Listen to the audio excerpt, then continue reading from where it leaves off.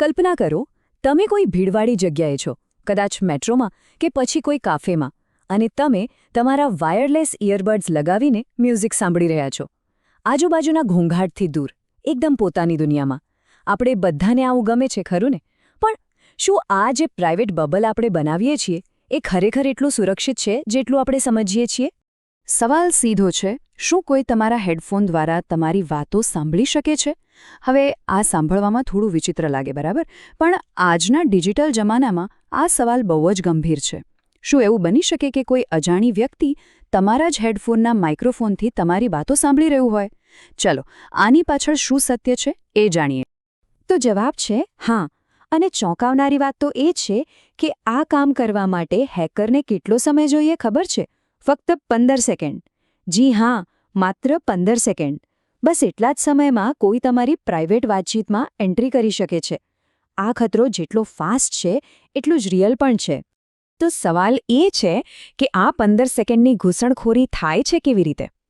ચાલો, હવે એ સમજીએ કે આપણી આ પ્રાઇવેટ દુનિયા કેવી રીતે તૂટી શકે છે. જુઓ, આ કોઈ ફિલ્મની સ્ટોરી નથી. આ એકદમ વાસ્તવિક છે. બેલ્જિયમના રિસર્ચર્સે સાબિત કર્યું છે કે હેકર લગભગ 50 ફૂટ દૂરથી, એટલે કે એકદમ સારી એવી દૂરીથી તમારા ઇયરબડના માઇક્રોફોન પર કંટ્રોલ મેળવી શકે છે. એનો મતલબ શું થયો? એ જ કે કોઈ કાફેમાં તમારાથી 2-3 ટેબલ દૂર બેઠેલી વ્યક્તિ પણ તમારી વાત સાંભળી શકે છે. વિચારો. અને સૌથી મોટી નવાઈની વાત શું છે ખબર છે? આ હુમલા માટેનો જે છુપો રસ્તો છે ને, એ બીજે ક્યાંય નહીં પણ ફાસ્ટપેર નામના એક ફીચરમાં જ છે. મતલબ કે જે વસ્તુ આપણી સુવિધા માટે બનાવી છે એ જ આપણી સૌથી મોટી નબળાઈ બની જાય છે. સાયબર સિક્યોરિટીની ભાષામાં આ હુમલાને એક ખાસ નામ આપવામાં આવ્યું છે, વિસ્પરપેર એટેક. આ એટેક બીજું કંઈ નથી પણ ગૂગલના ફાસ્ટપેર ફીચરની એક નબળાઈનો સીધો ફાયદો ઉઠાવે છે અને તમારા ઇયરબડ્સના માઇક્રોફોન પર કબજો કરી લે છે. તો જુઓ, આ જ તો આખી સમસ્યાનું મૂળ છે.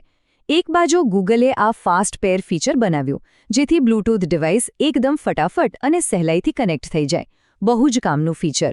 પણ બીજી બાજુ આ જ ફીચર હેકર્સ માટે એક બેકડોર, એટલે કે છુપો રસ્તો બની જાય છે.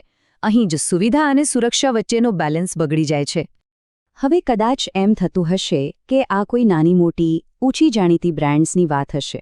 પણ ના, એવું બિલકુલ નથી. આ સમસ્યા ઘણી મોટી છે અને મોટી જાણીતી બ્રાન્ડ્સ પણ આના જોખમમાં છે. નામ જુઓ: Sony, OnePlus, JBL, Xiaomi, nothing, Marshall. આ બધી જ મોટી કંપનીઓના હેડફોન્સ આ જોખમથી બચી શક્યા નથી. આ લિસ્ટ જ બતાવે છે કે આ સમસ્યા કેટલી વ્યાપક છે. અને કોને ખબર, કદાચ તમારા ઇયરબડ્સ પણ આ લિસ્ટમાં હોઈ શકે છે. તો હેકર આ કામ કરે છે કેવી રીતે? પ્રોસેસ એકદમ સિમ્પલ છે. પહેલાં તો એ નજીકમાં કોઈને ટાર્ગેટ બનાવે છે. પછી ફાસ્ટપેરની નબળાઈનો ફાયદો ઉઠાવીને કનેક્શન બનાવે છે. ત્રીજા સ્ટેપમાં તમારા ઇયરબડનો માઇક્રોફોન ચાલુ કરી દે છે. અને બસ, કામ પૂરું. એ પછી તમારી બધી જ વાતો આરામથી સાંભળી શકે છે. અને અહીં એક મોટી ગેરસમજ દૂર કરવી જરૂરી છે.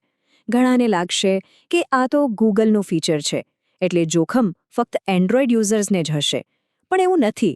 ભલે હુમલો ગૂગલના ફીચરથી થતો હોય, પણ એની અસર આઈફોન યુઝર્સ પર પણ થઈ શકે છે. મતલબ કે કોઈ ખરેખર સેફ નથી. ઓકે, તો અત્યાર સુધી આપણે પ્રોબ્લેમની વાત કરી. પણ હવે સૌથી અગત્યનો ભાગ, આનાથી બચવા શું કરવું? ચાલો હવે વાત કરીએ સોલ્યુશનની અને જોઈએ કે કંટ્રોલ પાછો કેવી રીતે મેળવી શકાય. તમારી પ્રાઇવસી બચાવવા માટે આ 4 સિમ્પલ સ્ટેપ્સ છે.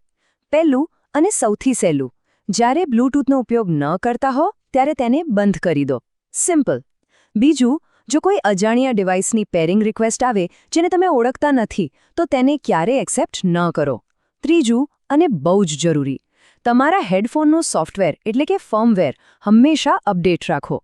કંપનીઓ આ અપડેટ્સથી જ સિક્યોરિટી ફિક્સ કરે છે.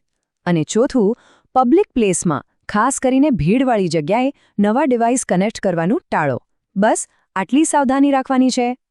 તો આ વિસ્પરપેર એટેક આપણને વાયરલેસ દુનિયામાં પ્રાઇવસી વિશે શું શીખવે છે?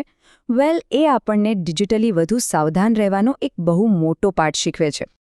આનો સીધો મતલબ એ છે કે આપણે આપણા નાના ગેજેટ્સની સિક્યોરિટીને એટલી જ ગંભીરતાથી લેવી પડશે જેટલી ગંભીરતાથી આપણે આપણા બેંક એકાઉન્ટને લઈએ છીએ.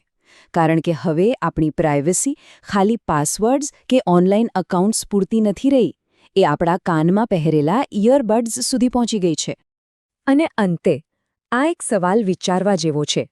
જેમ જેમ આપણા ગેજેટ્સ વધુને વધુ સ્માર્ટ બની રહ્યા છે, તો શું આપણે પણ એની સાથે વધુને વધુ શંકાશીલ બનવું પડશે? ટેકનોલોજી આપણને સુવિધા તો આપે છે, પણ એ સુવિધાની સાથે શું આપણે વધુ સાવધાન રહેવું પડશે? આનો જવાબ કદાચ આપણે સૌએ સાથે મળીને શોધવાનો છે.